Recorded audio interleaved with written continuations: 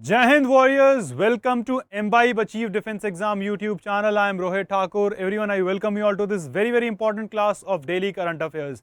आज हम 4 जनवरी के important and expected current affairs cover करेंगे। जल्दी जल्दी जो है सबके सब लाइव आ जाइए। जितने लोग पहली बार चैनल पे आए हो, चैनल को सब्सक्राइब करिए, अपने फ्रेंड्स के साथ शेयर जरूर करिए so that they can also join with us. चलिए भाई शाबाश, एक बार जो लिंक है उसको अपने व्हाट्सएप एंड टेलीग्राम ग्रुप्स में जो है शेयर कर दो सबके सब। चलिए भाई आ जाइए। एम्बाइब की एप्लीकेशन वॉरियर्स अगर आपने डाउनलोड नहीं करी है तो प्लीज डाउनलोड एम्बाइब एप्लीकेशन, जहां आपको मिलती है AI based learning with unlimited free access to learning content. ठीक है, डिफेंस रिलेटेड वीडियो लेक्चर्स आप लोगों के लिए मौजूद है, बुक्स मौजूद है, मॉक टेस्ट मौजूद है, हर चीज जो है आप लोगों के लिए फ्री ऑफ कॉस्ट है, तो डाउनलोड करिए। आज की क्लास स्टार्ट करते हैं भाई वॉरियर्स, जल्दी जल्दी जो है सबके सब आ जाइए।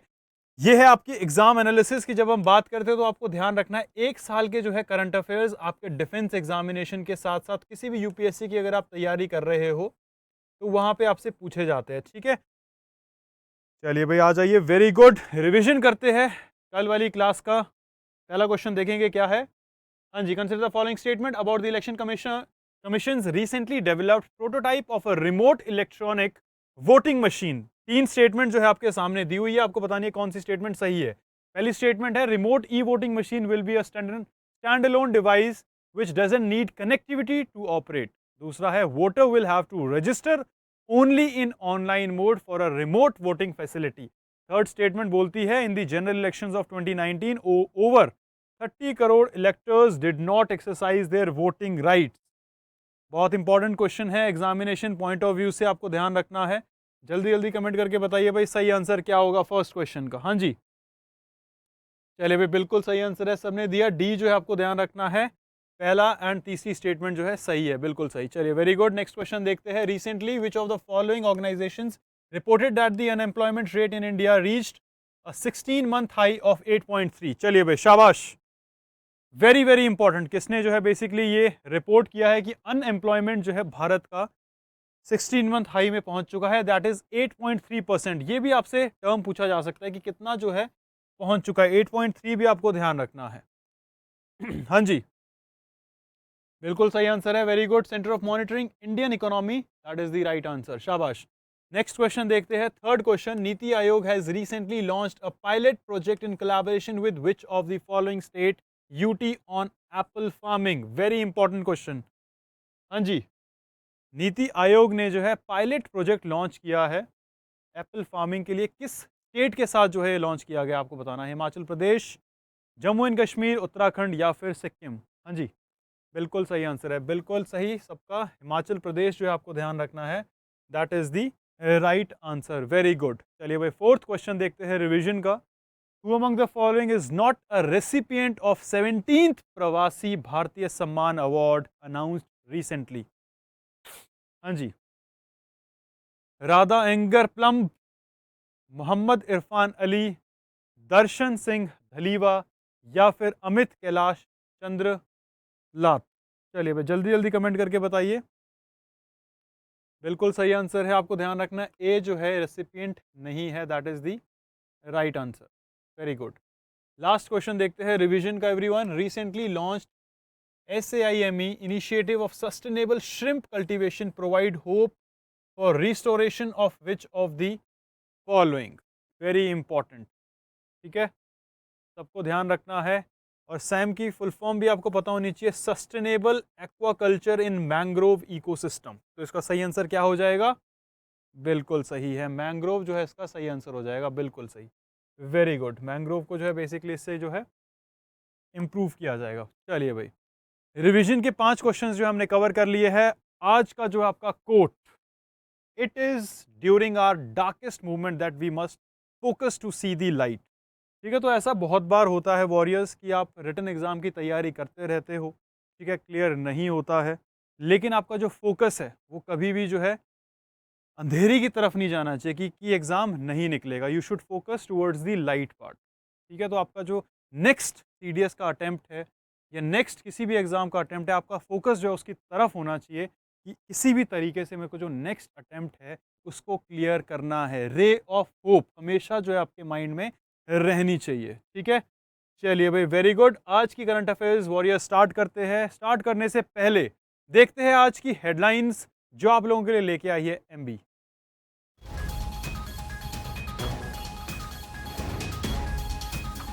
सूरत में एनटीपीसी ने ग्रीन हाइड्रोजन ब्लेंडिंग ऑपरेशन किया शुरू। पीएनजी नेटवर्क में होगा देश का पहला project.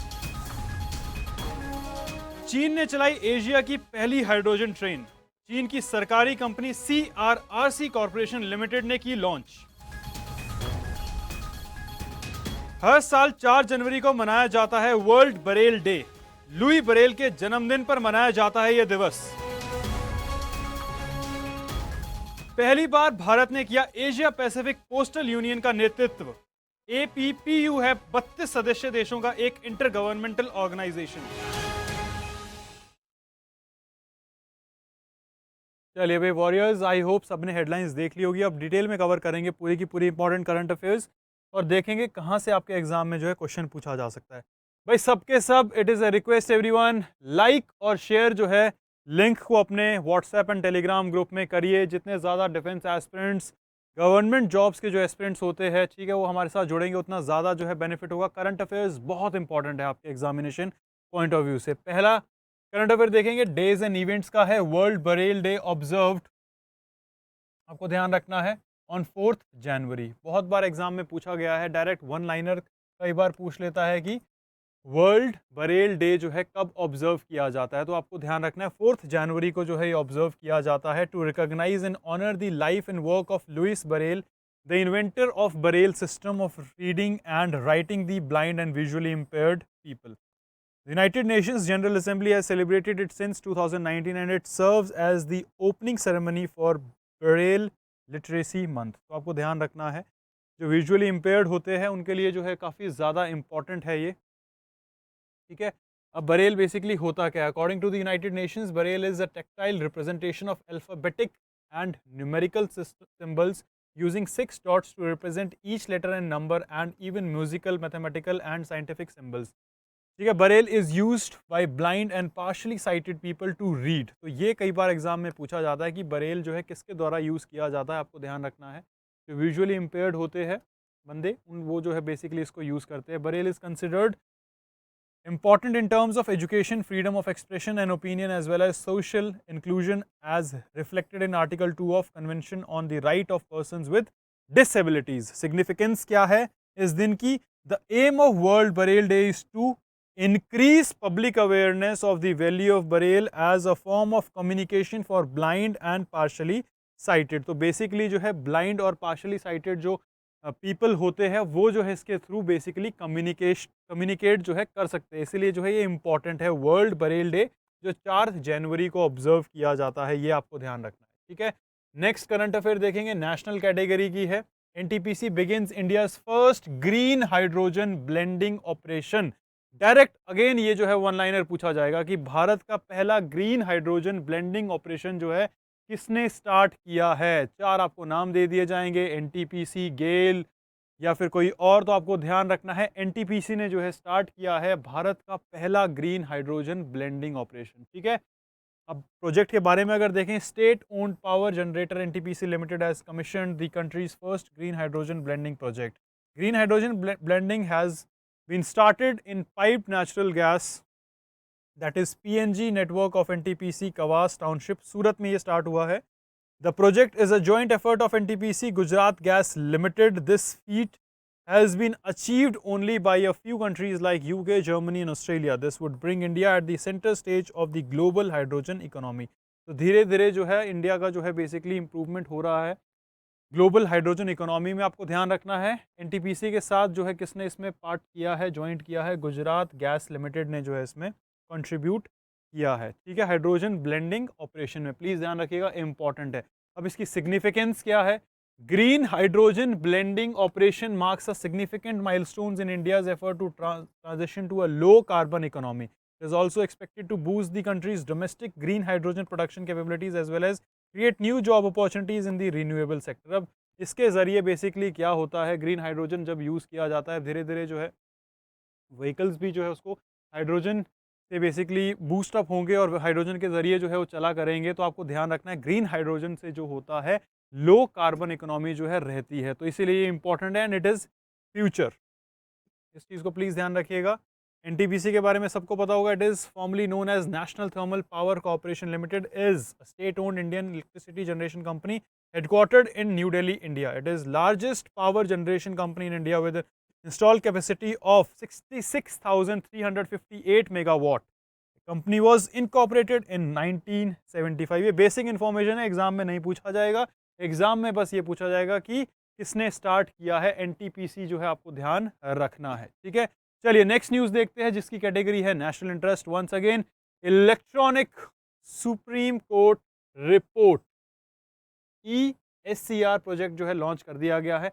In another step towards digitalisation, Chief Justice of India DY Chandrachud recently announced the launch of the Electronic Supreme Court Reports project to provide free access to its about 34,000 judgments to law students and common public. These verdicts will be available on the Apex Court website, its mobile app and on judgment portal of the National Judicial grade. तो आपको क्या ध्यान रखना है भाई, electronic Supreme Court report जो है वो लॉन्च कर दिया गया है। हमारे चीफ जस्टिस ऑफ इंडिया ने जो है लॉन्च करा है, जिसके तहत जो है 34,000 जो जजमेंट्स है वो कहाँ पे बेसिकली अवेलेबल रहेंगी, उनकी ऑफिशियल वेबसाइट पे जो है अवेलेबल रहेगी। ये चीज़ को जो है आपको ध्यान में रखना है, ठीक है।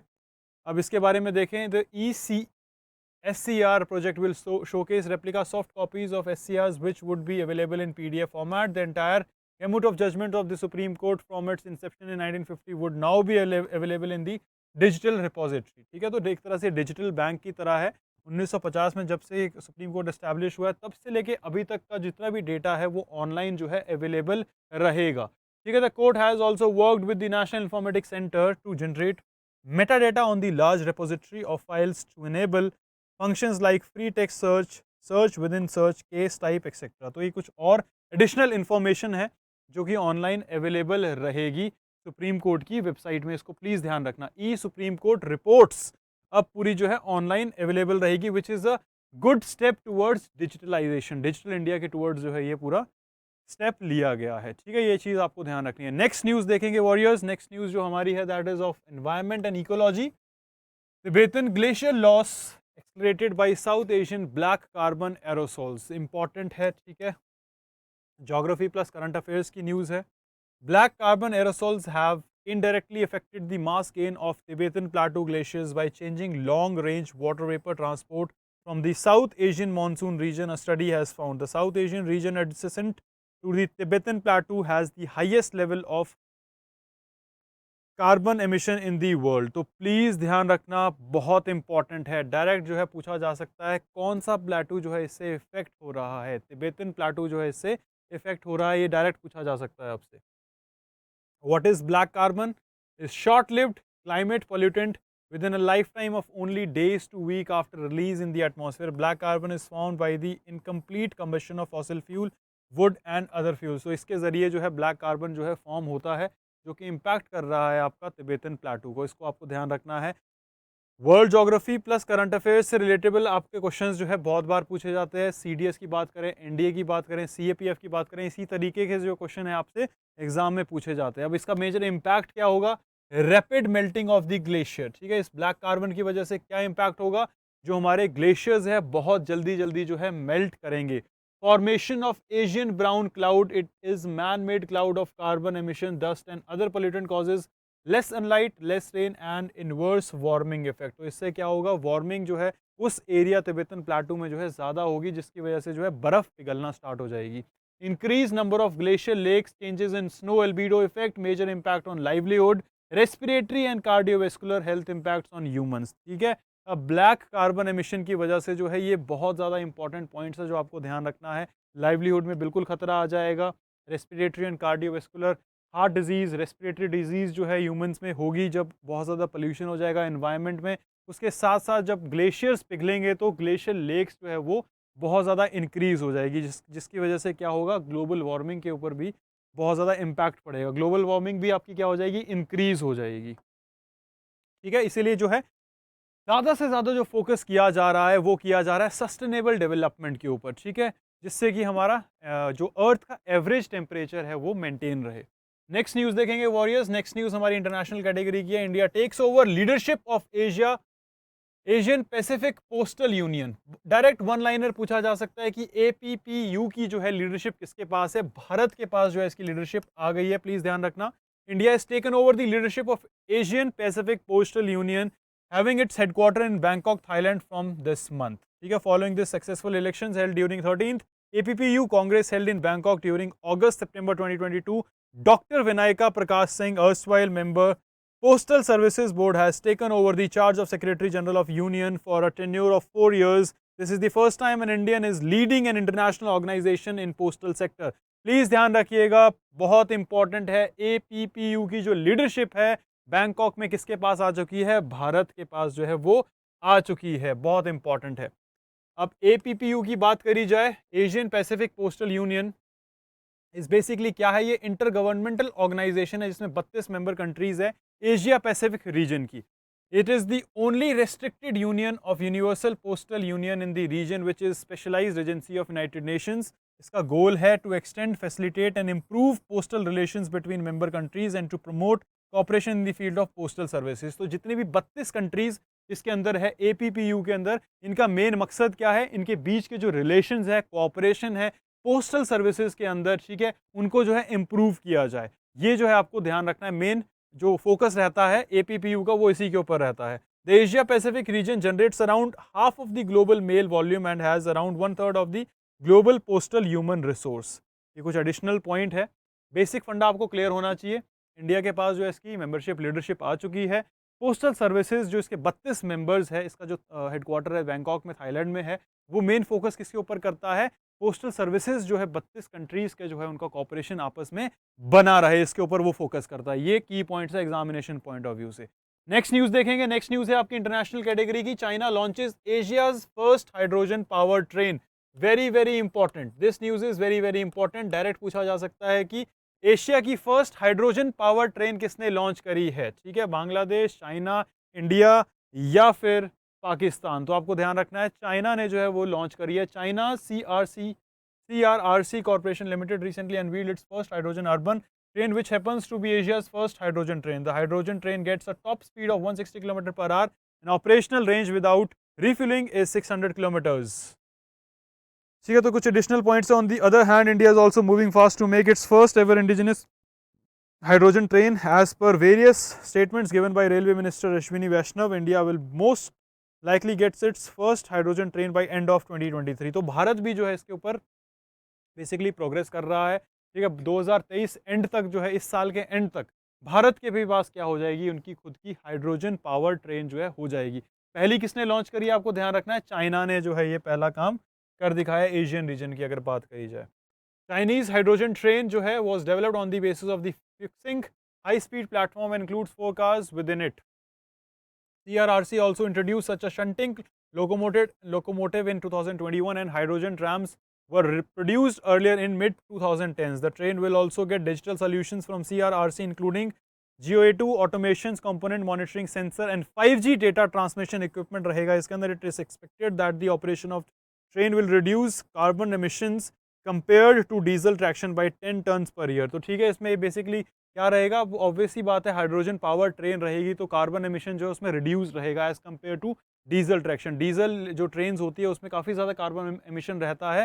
हाइड्रोजन पावर जो ट्रेन है उसमें 10 टन्स पर ईयर की तरह से देखा जाए तो कम जो है उसमें कार्बन एमिशन रहेगा। ये कुछ एडिशनल पॉइंट है जो आपको ध्यान में रखने हैं। Hydrogen as a fuel has been looked at as potent replacement of fossil fuels in the transportation industry. Fuel cells of smaller size are also being developed for the utilization in the, although the technology is still in the nascent stage for a mass market product. The challenge of transporting hydrogen and its retail is challenge which still needs to be ironed out. तो अभी देखो भाई, hydrogen जो as a fuel अगर हम देखें तो अभी स्टार्ट ही हुआ है, but in next 5 to 10 years hydrogen जो है एक मेन फ्यूल के तौर पे बाहर आएगा, जिसकी वजह से जो है कार्बन एमिशन जो है as compared to petrol, diesel, other जो प्रोडक्ट्स होते हैं उनमें जो है बहुत ज़्यादा कार्बन एमिशन होता है, लेकिन हाइड्रोजन में जो है कार्बन एमिशन बहुत रिड्यूस हो जाएगा। तो we can see hydrogen as a future fuel. तो ये चीज़ें जो है आपको ध्यान में रखनी है। हाइड्रोजन पावर ट्रेन जो है रिलीज करी है चाइना ने, और भारत 2023 के एंड तक जो है लेके आएगा भारत की पहली हाइड्रोजन पावर्ड ट्रेन। ये की पॉइंट्स तो आपको ध्यान रखने हैं। चलिए भाई, अब देखते हैं क्वेश्चंस जल्दी जल्दी। पूरी करंट अफेयर्स जितने हमने कवर करे हैं उनके क्वेश्चंस। पहला क्वेश्चन आपकी स्क्रीन के ऊपर है। The United Nation General Assembly recognise the celebration of World Braille Day in which of the following year. कब से स्टार्ट किया था? जल्दी जल्दी बताइए भाई कमेंट करके, शाबाश।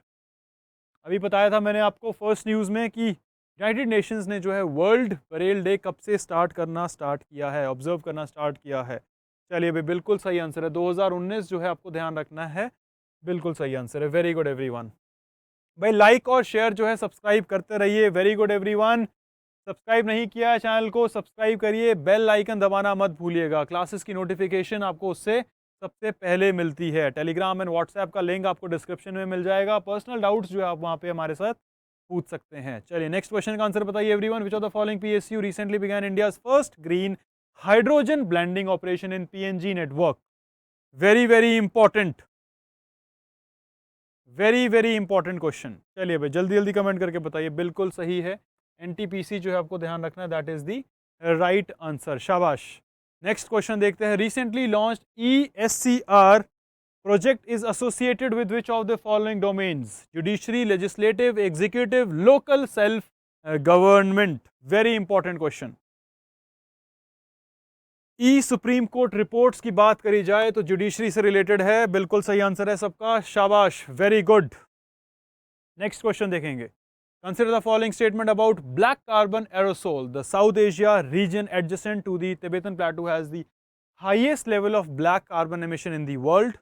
Second statement है, black carbon is short-lived climate pollutant with a lifetime of only days to week. It will have major impact on snow albedo effect. कौन सी स्टेटमेंट जो है ब्लैक कार्बन के बारे में, ब्लैक कार्बन एरोसोल के बारे में सही है? आपको बताना है। पहली दूसरी, दूसरी तीसरी, पहली तीसरी, या चारों की चारों, तीनों की तीनों सही है। चलिए भाई एवरीवन स्टार्ट कमेंटिंग। बिल्कुल सही आंसर है, ऑल स्टेटमेंट आर करेक्ट, शाबाश। चलिए लास्ट क्वेश्चन देखते हैं आज के सेशन का। Warriors, India will take over the leadership of Asia Pacific Postal Union. This organisation is headquartered in which of the following countries? चलिए भाई जल्दी जल्दी कमेंट करके बताइए। अभी अभी मैंने आपको बताया था इसके बारे में। सिंगापुर, चाइना, थाईलैंड या मलेशिया? हाँ जी, बिल्कुल सही आंसर है बैंकॉक, थाईलैंड जो है आपको ध्यान रखना है, that is the right answer. यहाँ पे जो है APPU के जो है हेडक्वार्टर्स मौजूद है। तो ये थे आज के आपके इंपॉर्टेंट करंट अफेयर्स। वॉरियर्स, जिन्होंने चैनल सब्सक्राइब नहीं किया please do subscribe to the channel. Embibe की एप्लीकेशन डाउनलोड नहीं करी है तो please download the Embibe application, जहां आपको मिलती है AI based learning, video lectures, video books आप लोगों के लिए वहां पे मौजूद है। चलिए thank you so much, till time guys, take care, good bye, जय हिंद, जय Bharat. Keep imbibing. We believe in you.